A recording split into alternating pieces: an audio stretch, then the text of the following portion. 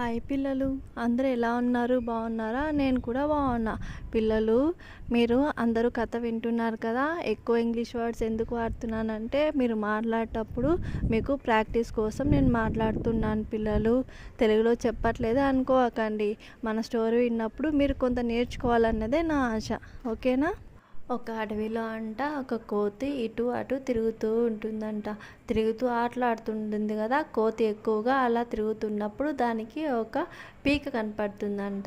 ఇదేంటి ఇలా ఉందని దాన్ని పీ పీ పీ పని ఊపుతూ ఉంటుంది. అరే భలే ఊపుతుంది, ఇది భలే ఊపుతూ ఉంది కదా, దీన్ని బాగా ఆడుకుందామని ఇంకా ఎక్కువ దాంతో ఊపడం ప్రారంభిస్తుంది అనమాట. అలా ఊపుకుంటూ ఊపుకుంటూ పోతే ఒక అతను కనిపిస్తారు అడవిలో. అరే కోతి, నీకెక్కడిది ఈ పీక అంటే, ఏమో నాకు అక్కడ దొరికింది, ఇది నాది అంటే, నీదేలే, నీకైనా ఇది ఎందుకు, నీకేం అవసరం రాదు, ఇది నాకు ఇస్తే నేను వాయించుకొని దాని ద్వారా డబ్బు సంపాదించుకుంటాను కదా కోతి అని చెప్తారనమాట.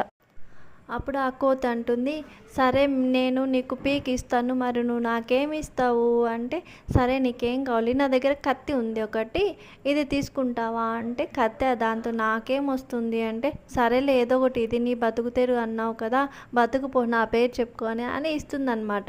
సరే ఈ కత్తి తీసుకొని మళ్ళీ పోతూ ఉంటుంది. పోతూ ఉంటే ఒక అతను కనిపిస్తాడు.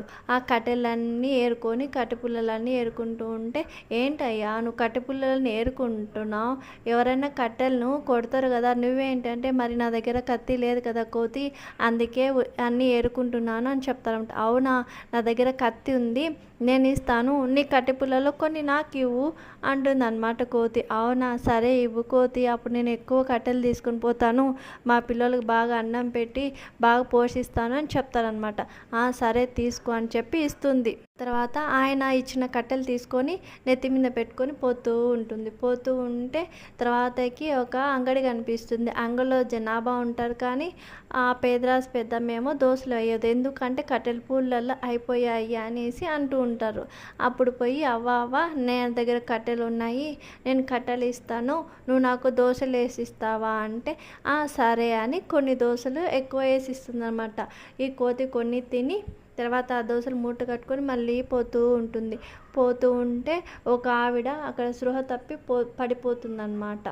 అయ్యో మాకు ఏమైంది అని ఆ కోతి లేపుతుంది. ఏంటమ్మా ఇక్కడ పడిపోయావు అంటే, నాన్న నేను అన్నం తిని వారం రోజులు అయింది, నాకు చాలా ఆకలితో కళ్ళు తిరిగి ఇక్కడ పడ్డాను అని చెప్తుందన్నమాట. అవునా, అయ్యో అవునా, సరే ఉండు అని దాని దగ్గర ఉన్న దోశలు పెట్టి ఆమెకి కడుపు నింపుతుంది. అమ్మ నువ్వు ఎంత మంచి దానివి, కోతివైనా నీకు దేవుడు మంచి మనసు ఇచ్చాడు అని చాలా హ్యాపీగా ఫీల్ అవుతుంది.